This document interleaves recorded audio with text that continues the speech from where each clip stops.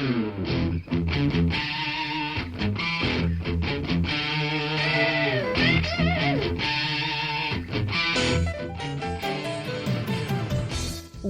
to Thriving Entrepreneur with your host, Steve Kidd, third-generation minister and 30-year business coach.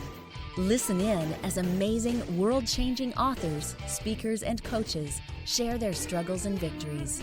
And hear from best-selling authors insight into how you too can live your life as a thriving entrepreneur. This is Steve. Welcome to Thriving Entrepreneur. Thanks for being with us here today as we talk about all the things that you know you should do, but you don't, right?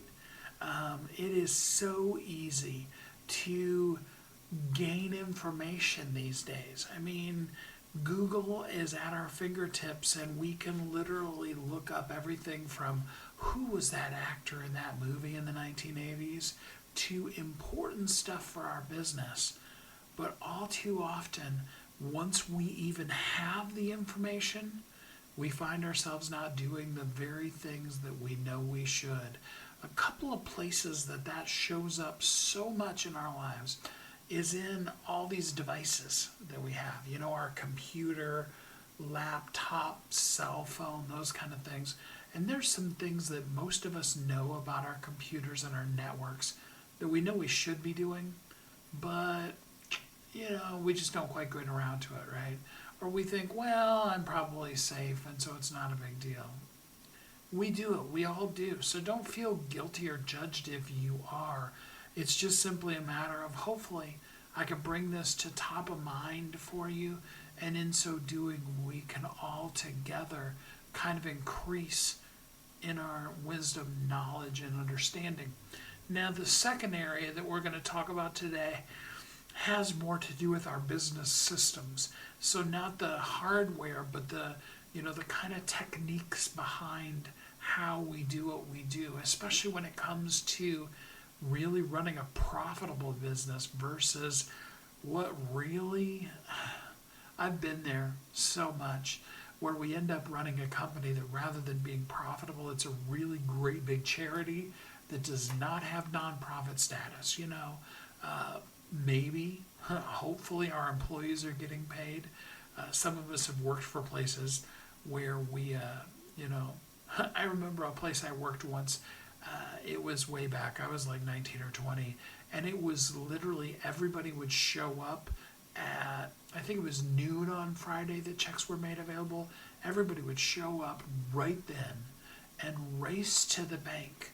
And whoever got their check to the bank first and cashed it, because you didn't want to deposit it, there was out of the 8 or 10 of us that were there was about 5 or 7 that were going to get their check cashed immediately, and then the others were going to have to wait 3 or 4 more days, at least through the weekend and into the middle part of the next week, before they too would be able to cash their check. I'm sure some of you have probably been in similar situations. And there's been times that, the company has struggled. I know what that's like. You're looking at the looming payroll and the empty hole that is your bank account, and you want so badly to pay the people, and you're stressed out about how you're not going to. But beyond those kind of things also comes all of the stuff that we don't manage in our profitability, in our systems, inside of our business, that allows us to hopefully, indeed pay those employees so that they don't know what's going on.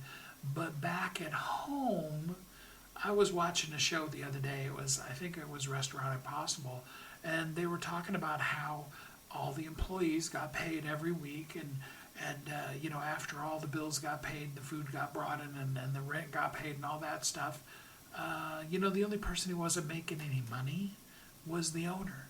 They were working, and they were juggling credit cards to try to keep up with their bills, weren't succeeding. And a lot of times, especially early in our careers, especially as solo entrepreneurs, we do that. We rob Peter to pay Paul. We do the things that we know we had not to do. but we do them to keep things afloat, and our company becomes a great big charity. It's not a profit center.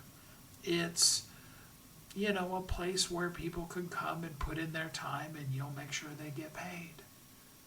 Now, I love our employees, and I know you do too, and I want for them to get paid, so I don't want that to come off in the wrong way.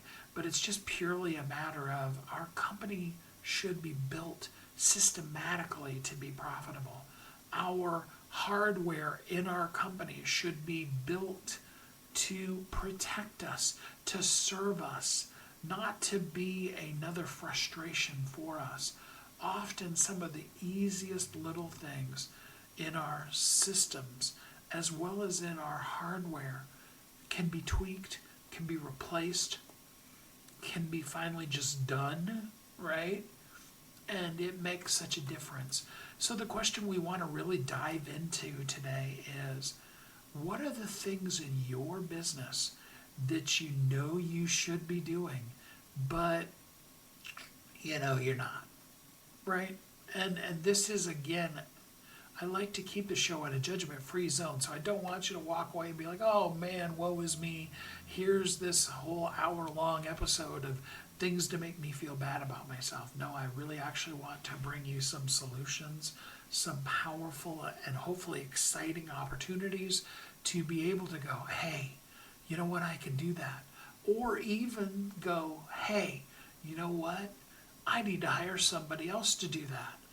That's one of the most powerful secrets that all of us struggle with. So again, if you have problems letting go of the reins, you are not alone. You are in good company. You are surrounded by a great cloud of other entrepreneurs that also, because they're so talented, because at some point in the company they did everything just like you do or did, letting go and letting somebody else do it. And here's the even harder one, letting somebody do it less than what you would have done yourself. Now, there's a lot of times that we can bring in accountants, network architecture people, systems administrators, even operations people that actually will do a much better job than we do.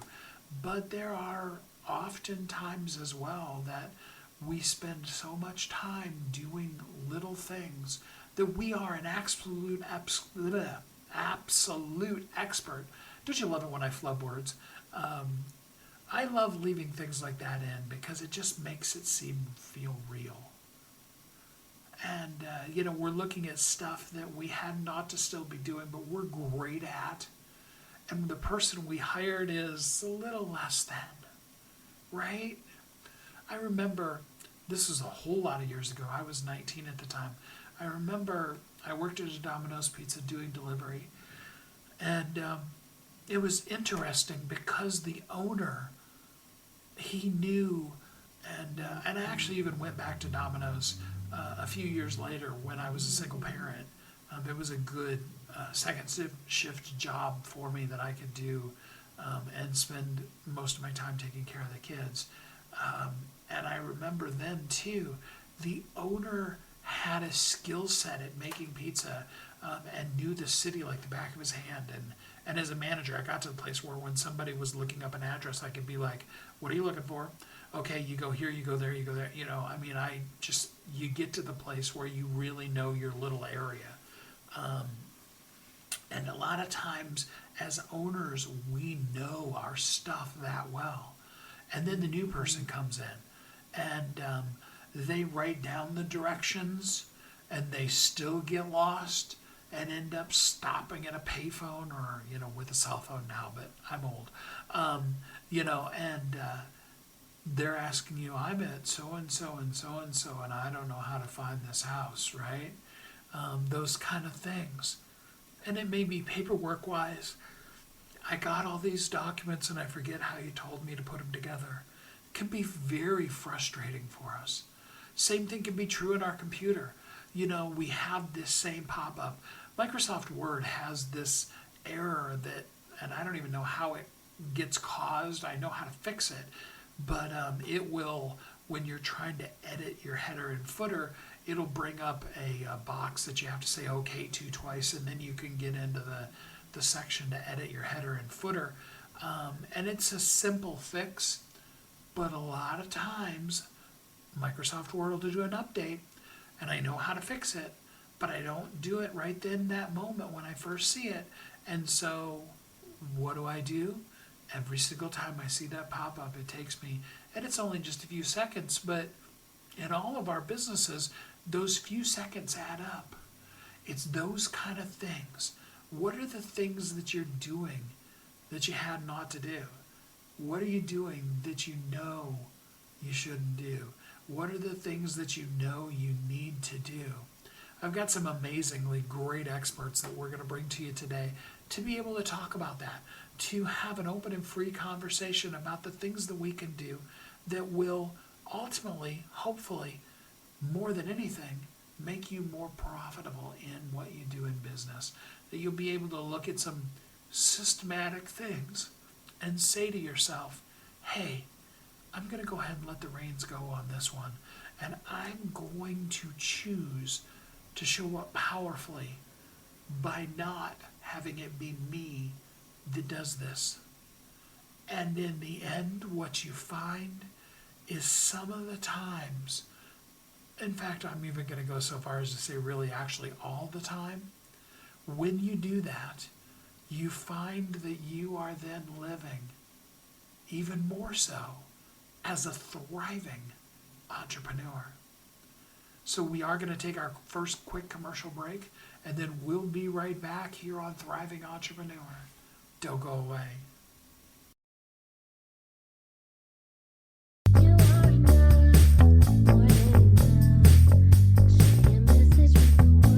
If you're an author who's on a mission, stand out with your brand out.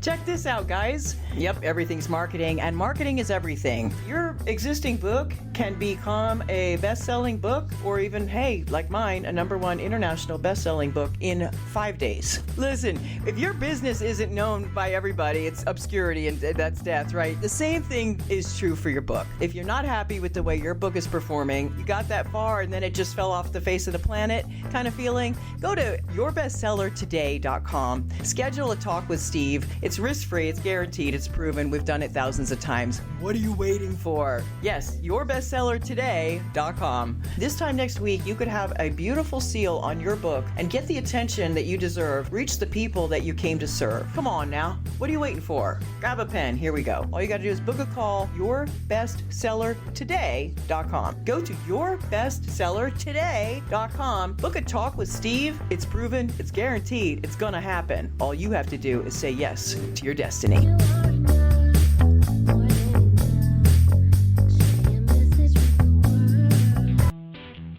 Welcome back to Thriving Entrepreneur.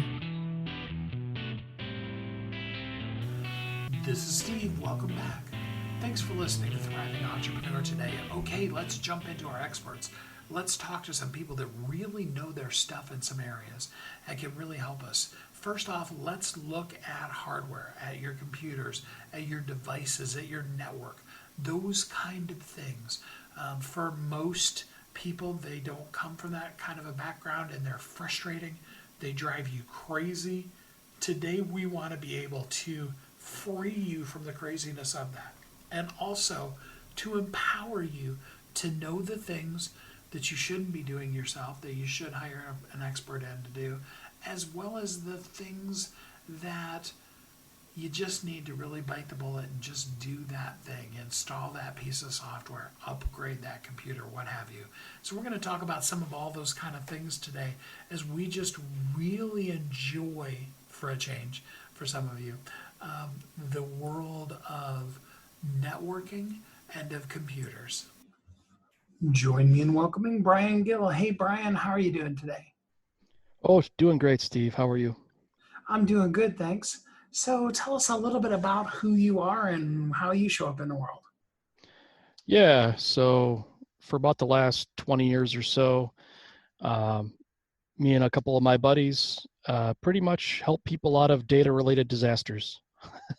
So when something really bad happens with your personal data or your company data, whether that's kind of a normal event like a hard drive started clicking or smoking, or something horrifying like a network breach and some bad guys holding you ransom for your own data, like, and kind of everywhere in between. So when something really bad happens, people give us a shout.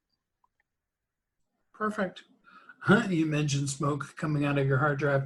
I had a buddy of mine that was actually, this is a long, long time ago, was working for Microsoft tech support that actually told one of the clients that computers actually run on smoke, and if the smoke comes out of your computer, then they don't run as well. Yeah, it's interesting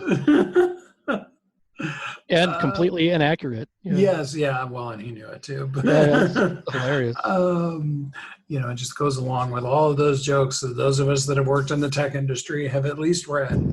Oh yeah, yeah, that's a funny one. Yeah, perfect. So tell us a little bit about the primary things that people don't know that they should know about their computer and their network and that kind of stuff. Yeah. So, and again, I think the bad news is, Steve, that most people know a lot of this stuff and they're just not doing it.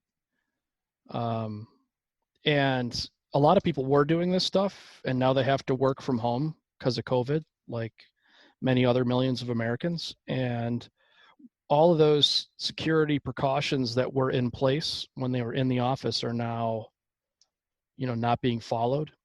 And they're trying to kind of catch up. And this has kind of given the bad guys, the actual cyber criminals, kind of a brand new, field of target, and a much expanded, you know, ability to seek out, brand new opportunities for them.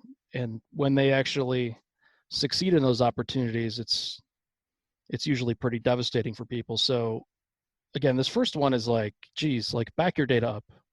So that sounds easy, right? Like, Steve, you should back your data up, right? Yes, and I'm in that category of I don't do it often enough. Right. And that's totally normal. Like most people, if they have a non-automated way that they're doing it, are going to have a similar response. Why? Because we're all incredibly busy and our kids are at home all day because they're not in school. And, we're going through all these struggles, and even before COVID, people were busy. And, when are you going to make that time to say, you know what, once a month or once a week, or I'm actually going to document where all my most critical stuff is and back it up. And it's not super realistic. You really need to have, some level of automation. And a lot of people are thinking, well, great. The good news is, I have a cloud backup solution that I pay for and that's automated. So I'm good. And it's like, well, are you actually good? When is the last time you logged into that cloud service provider and actually, downloaded that data? And was it complete? Did it have all of your data? Because what a lot of people figure out way too late when they go to download that stuff is that they backed up like 70% of their data, but they were doing their QuickBooks over here, and that wasn't configured right to actually back up. So I've got everything backed up except for my QuickBooks file for my thriving business. And, and now they've got a real big problem on their hands. So, and the other problem with those backups is a lot of those backups don't have multi-factor authentication. So, one of the main problems is this whole ransomware thing is kind of a new thing. For the last 5 or 6 years, we've been seeing it a lot. And, 10 or 15 years ago, it really wasn't a thing. And so the way that we're backing up is, even with like an automated cloud service, is really still built primarily for the stuff that used to happen. And the problem with these data breaches is the bad guys are on your network. And the way they got on your network is because they have breached that user authentication. And they may have easy access to log into that cloud service provider and destroy it, or to log into that automated piece of hardware that lives in your small office, they might be able to log into that hardware and destroy it. And in fact, they're definitely going to try. So you need to make sure that, I guess a modern backup assumes that a data breach happened. You know, you have to start with that assumption of, okay, is this backup going to be good enough when our network is breached and a bad guy has, you know, completely owned this network and they've got kind of root access to this network? And I'd say probably 95% of small business backups, they don't have a good answer to that question because they're not sufficient. So you need to make sure that that backup is to a different network, and that network has multiple levels of authentication, not just a username and password, but a username, a password, and then like a rotating digit on your smartphone. And again, this is one of the problems, Steve, is like there are so many little tiny details that if you get them wrong, you're going to be in big trouble. For example, a lot of times they're like, yep, I have a multiple factor to get into that, and it's over email. So like they email me when I need to log into that backup or that other network. And it's like, well, again, we kind of have to assume that the bad guys are reading those emails and are capable of clicking those links. So you really need to make sure that that second factor of authentication is one that the bad guys are not going to have access to, right? Absolutely. That makes a lot of sense. Yeah, my best friend actually works for a agency that I won't bring it up because I don't know if that'd get him in trouble, but it's a public company. Let's just put it that way. And you know, he's forever telling me about people that are calling, and it's like, you know, and this isn't totally working at all. And then he has to solve that kind of stuff. So I really totally get it. I mean, it's 2020. Why is it that we don't? You know, why don't we do anything preventative? You know, why didn't the US government have, you know, a couple $1 billion worth of, you know, gloves and masks in a warehouse somewhere, right? Why don't we all, you know, always eat right and work out all the time? It's the human nature, Steve. It's, you know, that ounce of prevention is worth a ton of whatever, right? But we don't do it. This Yeah, is the same absolutely. thing. Spending time and spending money on something like backup or a new firewall for your business. Um, this is working hard to prevent disasters that may never happen. And if they do happen, it may be many years in the future. And we are so, as a society, focused on that stuff that we see coming in the rearview mirror. Like we're dealing with today's problems and this week's problems. And it's difficult, especially at the height of a global pandemic. It's hard to say we need to spend more money on IT. And again, if you don't, you might lose the whole company. So there's very, very good reason to. And as entrepreneurs and as successful entrepreneurs, you know, when our business starts to thrive, you know, we need to sometimes just take a pause and say, okay, now that I've got something worth protecting, I should start to take some steps to protect it, right? Absolutely. So what does something like that cost to bring in a professional like you? I'm assuming you probably do most of it virtual. What are we looking at for somebody to oversee and make sure that it's set up right? So most of the stuff that I want to talk to you today about is not going to require a professional, but um, and again, like what most small businesses should do. So when you're like 50 employees or less, you should be hiring a local managed service provider. So a lot of times it's hard to know when to hire IT help, right?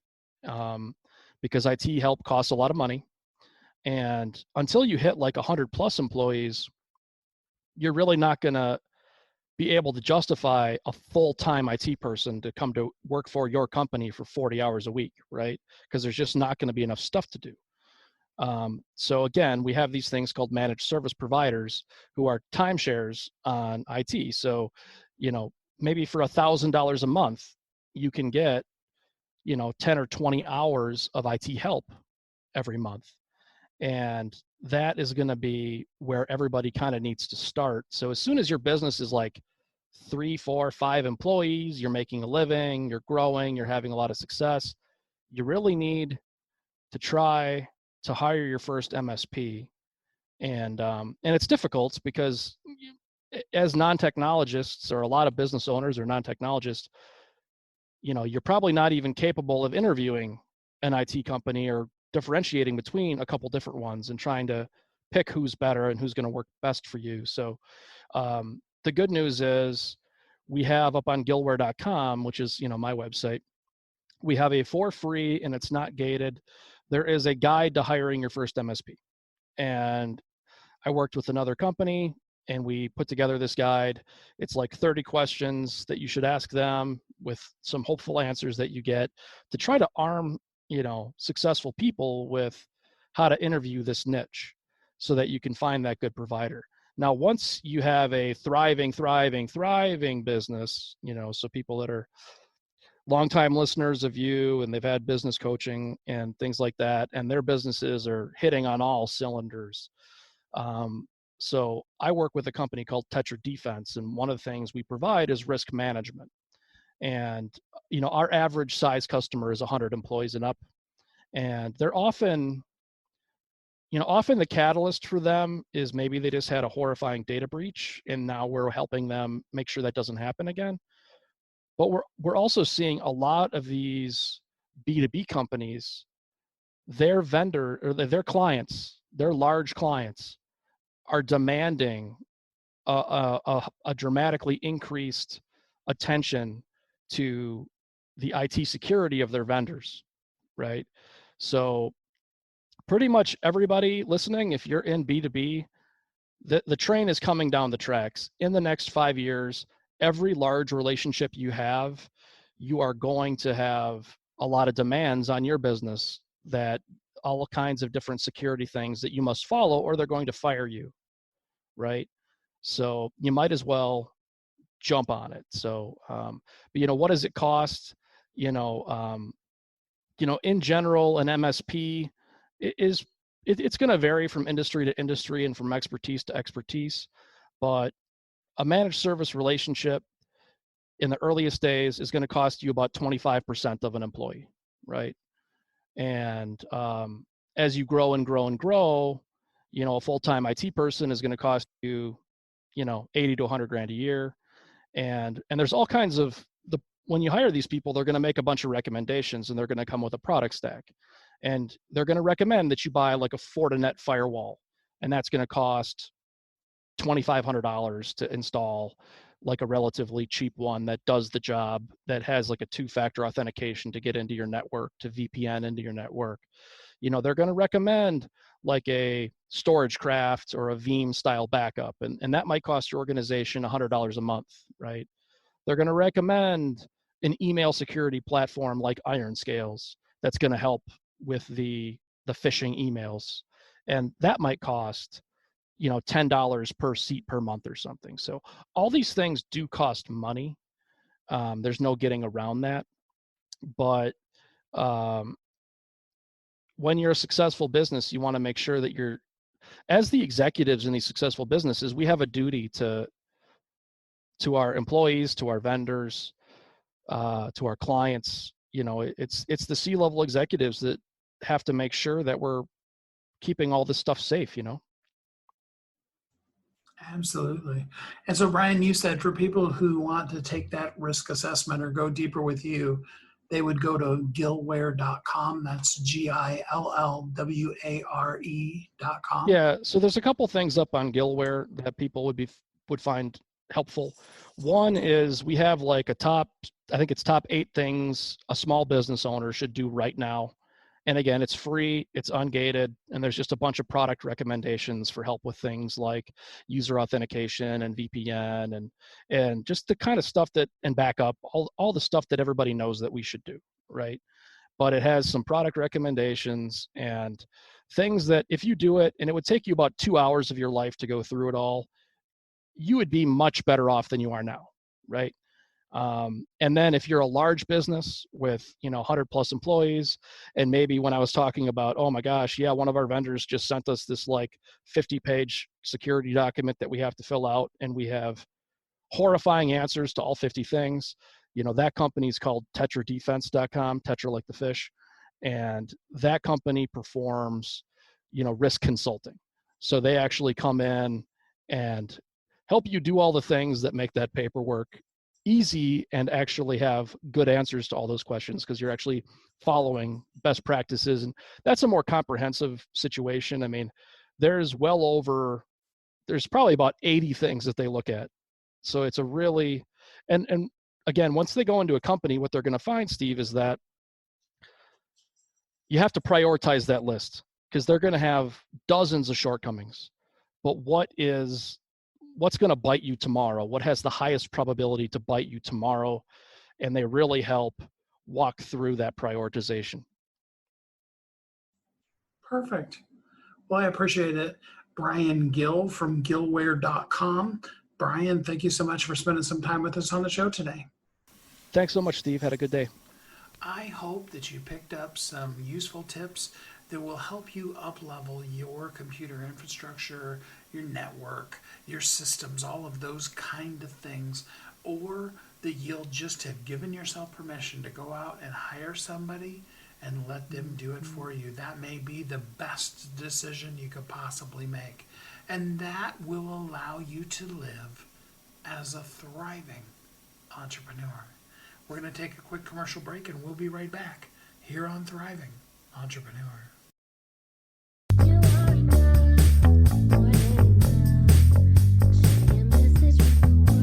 If you're an author who's on a mission, stand out with your brand out.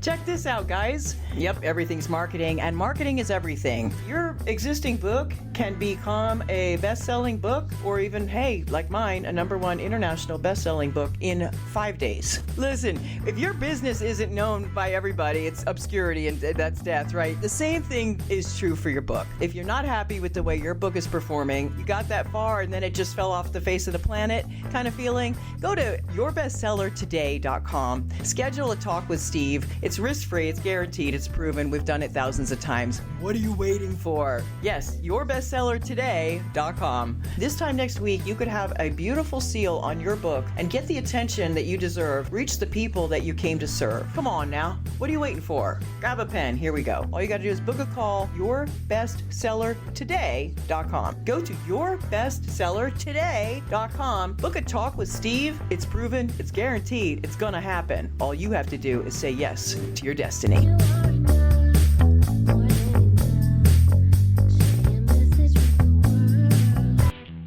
Welcome back to Thriving Entrepreneur. This is Steve. Welcome back.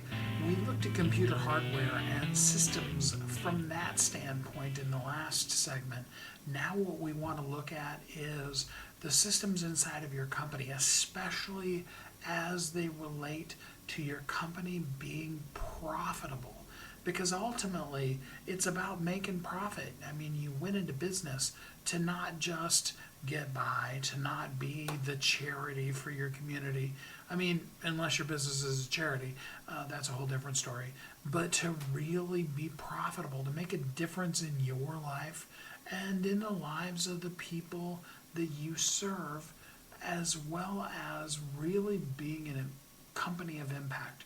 And in order to be a company of impact, you are going to need to have profitability, to have systems in place that get things done decently and in order and in a manner that really serves you and the people that you're meant to serve. So with all of that in mind, let's make it easy for you. Let's give you permission to let go of some of those things, and let's create for you some systems that really sizzle. Join me in welcoming Jennifer Peak. Hey, Jennifer, how are you doing today? I'm great. How are you? I'm doing good. Thanks for asking. So tell us a little bit about you and how you show up in the world. Sure. So, from a personal perspective, I have been around for half a century or so, with a variety of different experiences, marriage, kids, corporate experience. And then about 10 years ago, I started my own company, and we specialize in helping small to mid-sized businesses build business value through profitable business strategies. So profitable, which is such a big word for small businesses. If you had to just pick out one, what would be the top most profitable business strategy that most businesses are not doing? Now, what I think most businesses miss is really kind of throwing everything into one bucket or one pool and looking at profit as an amalgamation of everything that they're doing. And I think there's, the Pareto principle applies to profits just like it applies to everything else. And there's usually a lot of opportunity, an easy opportunity in really analyzing what your most profitable products or services are, and really expanding on those instead of kind of evaluating things as the business and really dialing it in and looking at it more deliberately. That makes so much sense.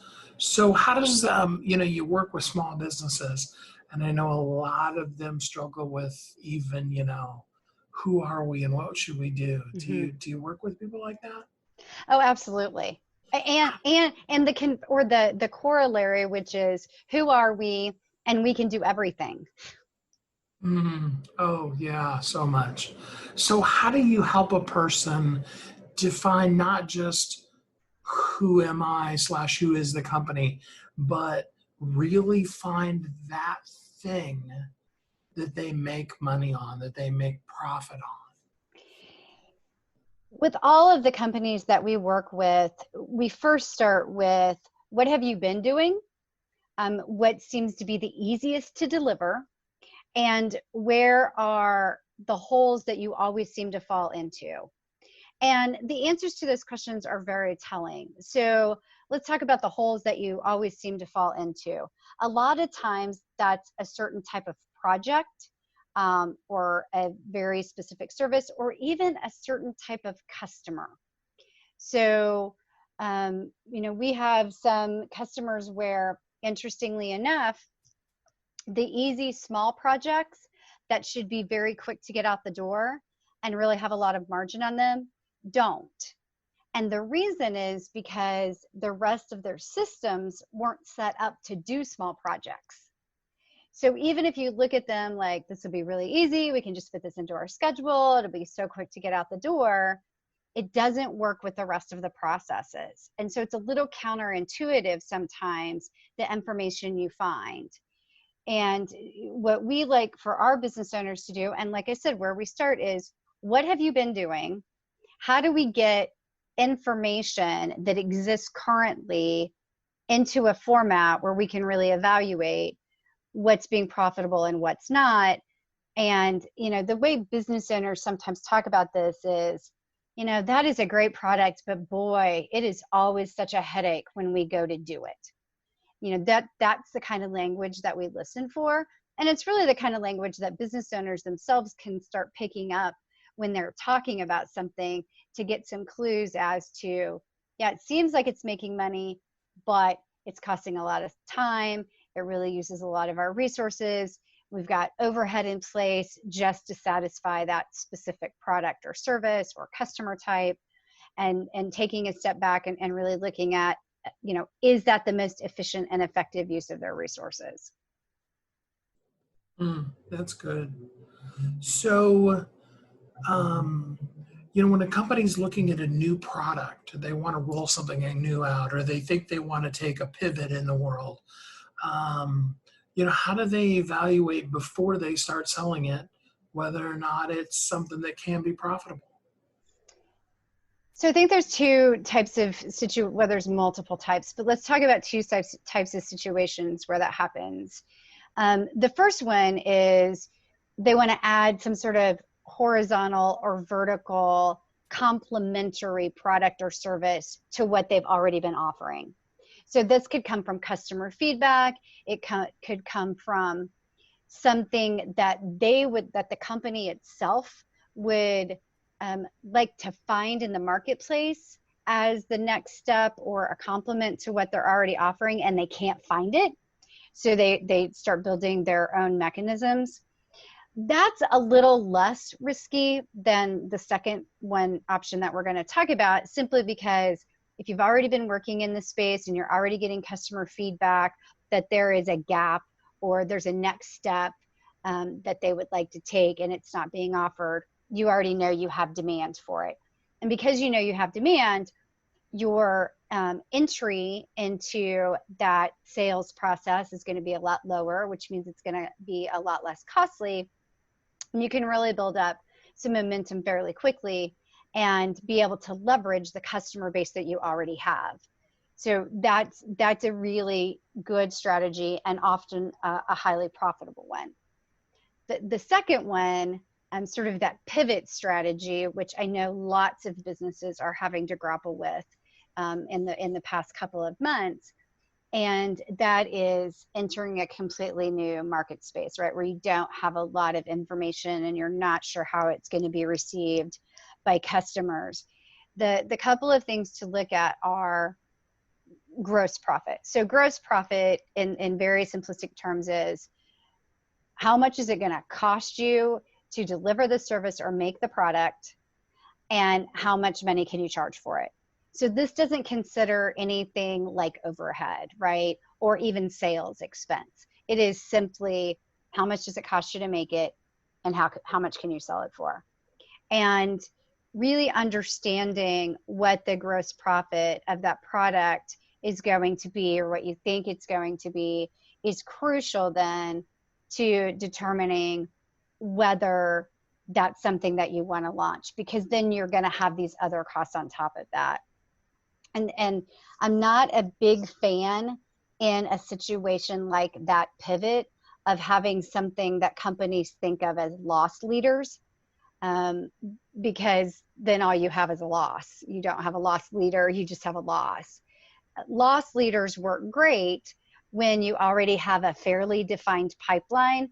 You know that some decent percentage of your customers that come in at the loss leader are then going to buy additional products, and the lifetime value of that customer consumes the loss leader, and you're fine on a customer account basis. Where companies run into trouble is where they're launching something new and they're doing it at a very low margin and can't make that up on volume or through other products. Can you speak for just a second in that? Because I know some people that are looking at things that when they look at the gross profit, they're kind of intangible because it's mostly their time. Yeah. And speak about not just saying, well, if I charge $100 or I charge $10,000 for it, it's all profit because all it is my time. How they can factor in, their time into that? Yeah, definitely. So I think there's a couple of ways to do it. Certainly one of them is that you could look at it from the perspective of if the business owner was billing a different person, not their customer, but let's say that they had hired their skill set out to a consulting firm and they were going to bill that consulting firm for their time. And then it's up to the consulting firm to do the markup to the end customer, right? So how much would you charge for your time to that consulting firm as a contractor? $100 an hour, $75 an hour, 10 cents an hour, and look at it from that perspective. The other way to think about it is if you hired somebody to do that work, how much would you pay them? So some business owners they get caught up, right? For all of the reasons that you outlined when you asked me the question, they get caught up in their own head about what their quote unquote hourly rate should be. So sometimes that methodology doesn't work for somebody to figure out what their billing rate would be, because in their mind, their billing rate is, $10,000. That's how much I charge the customer. So it's 10,000 divided by the hours that I spent. And we know that's not quite right. So it can help to take yourself as the business owner out of the equation and say, if I had a staff person doing this and they could do the work that I'm doing, how much would I have to pay them? And that'll help you get to that gross profit. Perfect. Thank you. I appreciate you doing that, because I just know so many people these days are looking at things and then they, later on find out that it's like, well, yeah, you could do it for $50, but is your time really worth? Right. And the other thing about that, and this is where you can make it really, really complicated on yourself, right? You can be like, yeah, well, if I wasn't doing that thing and I hired somebody else to do the project, then I would be doing marketing. So there's a quote opportunity cost. And I shouldn't say quote, because it really is an opportunity cost. If you're fulfilling client work, you're not doing other types of things in your business. And you can certainly approach it that way, but I find that really overcomplicates the question that you're trying to answer. And for a lot of business owners who are hardcore into service delivery, right? They're spending 75% of their time doing the work. That is just it's just a rabbit hole that you can go down and really never answer the gross profit question. So I think you have to be careful about overcomplicating the process of determining that. So Jennifer, you have 3 top mistakes that business owners should avoid. I'd like to take it from the standpoint of, what are the things that a business owner could start doing today that would help them the most impactfully? Sure. So, we've already really kind of touched on starting to understand your profit at a more granular level. And that can be as simple as starting today or first thing tomorrow, having a notepad or a spreadsheet of, here's my client, here's the project, here's how much time I spent on it. And just track it. Don't even worry about the math right now. Like, don't worry about how much you would charge per hour or how much you would pay somebody. Just start tracking it. And what you're trying to really start gathering and doing that is, do you have different types of projects? Do you have different types of customers? Do you have different price points on the services that you're delivering, so that you're gathering the data to be able to do some analysis in a month or in 2 months? That's a lot. Really, that is the first issue that we have with most small companies, is they just don't have enough information to be able to even do the first calculation. So that would be the first thing that I would say. Just start gathering some basic information. The second thing is to, track your hours. I think as business owners, we're all terrible at tracking our hours in terms of what we're doing, unless you're an attorney and then you're tracking every 15 minutes. But most business owners just think about, I'm working on my business, I'm doing client work, or I'm doing emails, or I'm doing marketing, or I'm doing different things like that, and it all kind of falls into one big bucket. But I think it's really critical to start looking at where you're spending your time. That does 2 things. Number one, it will really help you analyze what the hourly cost is of client service, and it will also help you be able to pinpoint, if you were going to have somebody help you in the business, what would they do, what would they take off of your plate, and how much money on a relative basis would you be saving by having somebody do some of those other tasks. So those are the first 2 things that I would do. The third thing is that, and this is a trap that a lot of business owners fall into, and it's more of a thought. Well, it's not a thought. It's a, let's call it tax planning. So a lot of business owners are advised by their tax professionals to maximize their expenses so that they can minimize their taxable income, because nobody wants to pay more taxes than they absolutely have to. And that's true. No one wants to pay more taxes than they absolutely have to. But a lot of business owners are managing their bottom lines to zero, and they're doing it by incurring a lot of expenses that may not be the best operational or business decision. They're far and away the best tax decision, but they're not the best business decision depending upon where the business owner wants to go. And the trickiest thing about that is that, as most of us, when we started our businesses, we really didn't know what 3 years from now looked like. I started my company as a solo consultant, and now I have employees. And I couldn't have seen that in that first year. And the reason there's multiple reasons that it's important, but we can put them all under the banner of options and flexibility. And it's the flexibility to get funding from a bank or from an outside investor. It's the flexibility to be able to sell your company if you wanted to do that. It's the flexibility in having cash reserves in case, goodness forbid, you have to shut your company down for a month. Right? There's all kinds of things that come with having some level of profitability that you don't get through, maximizing your expenses so you don't have to pay any taxes. And that it's just something to keep in mind as business owners are going through the life cycle, and not just this month or next month or even this year, but on a longer term basis, is really thinking about some of those things and keeping them in mind. The challenge for a lot of business owners is that you don't know, and you want to tax plan and you want to minimize taxes. But in any of those situations that I talked about, any outside party is going to look at the last 3 years. So this isn't something that you can fix in a month if you don't have any profit. It's a longer term issue and strategy, and requires some forethought.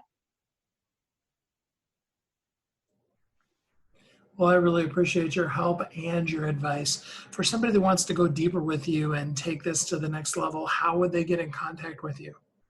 So the two best ways are to go to our website, which is Peak Advisory, PEEK advisory.com. And there's a contact form there that you can certainly fill out and reach out to us. Our phone number is also on the website. And then the second way is to contact me directly on LinkedIn. So you can find me under Jennifer Peak on LinkedIn. I'd be happy to connect with any of your audience. Perfect. Well, Jennifer, I really appreciate you spending some time with us here on the show today. Thank you. That is some really powerful stuff. Some things that I hope we all put into the mix with the running of our company so that we really do show up profitable. Profitability, systems, having our technology in place, doing the things that we can do, but also releasing the things that we had not to be doing, right?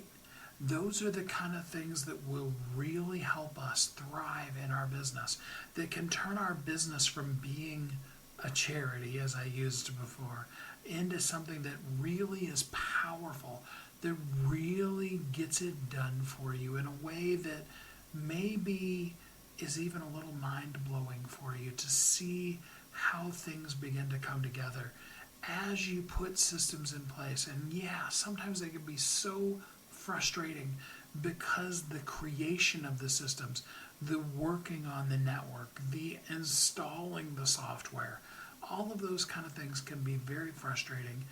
And as we've talked about several times, sometimes the best thing you can do is to let somebody else do them. But once they're in place, they make our lives so much better. And we really need to up-level ourselves, because at the end of the day, we need to always remember, it's not about us. It's about the people we're meant to serve. The biggest piece of living as a thriving entrepreneur is really knowing and understanding how impactful what we do is in this world, that we make a difference for people, and that for them, We are the solution. For each of us, we have somebody that we look up to, whether it be a parent or a mentor or a Tony Robbins or an Oprah or somebody that seems untouchable. They're 20 million light years ahead of us, right? But what we often don't see is the people that are watching us, the people that we're 5, 10, 20 steps ahead of as well, that really need to see what we do next because they're copying us. It's one of the advantages of small children is, seeing them do the things, mimic the things that we do. Watching you shave and pretending that they're shaving too, watching you put on your makeup and pretending that they're putting on their makeup too, dressing up in a business suit or, in casual sports attire, whatever it might be, because they want to look just like mom and dad. And that really helps us see in perhaps one of the clearest ways just how looked up to we are. And there are people out in the regular world that are looking at us as well. Also, even more so, is there are people who who need to look up to us, but they can't because they don't know we exist. We haven't put into place the systems, the technology, the profitability to be able to reach those that are searching Google right now for that answer that you do, like the back of your hand. It's so easy for you. And somebody needs that answer. They needed it yesterday. They needed it last week, last month, last year, maybe for a decade or more. And now is the time to focus on them, to get our systems, to get our technology in place, to become profitable, to have the right systematology, that's a word I just made up, in our business so that our business flows. I was talking to a guy the other day and he said, the best way to tell how good your business is doing is can you leave for 6 months and it will continue to grow without you. That's when you know you have a powerful business. That's something to think about. How would your business do without you? Now, don't take that the wrong way because you're intricately important in this world. But the systems come in place so that your business runs and so that you thrive on all the aspects of your life, including your personal life and taking time for yourself. Because you are uniquely brilliant. You were created for a purpose, and the world so needs you. But you can only do that when you have things in order so that you're truly living as a thriving entrepreneur. Until we're together again next time, I hope you have a great week. Thanks for listening to Thriving Entrepreneur today. If you want to get your question answered, send an email to questions@wehelpyouthrive.com. We look forward to you joining us again next time.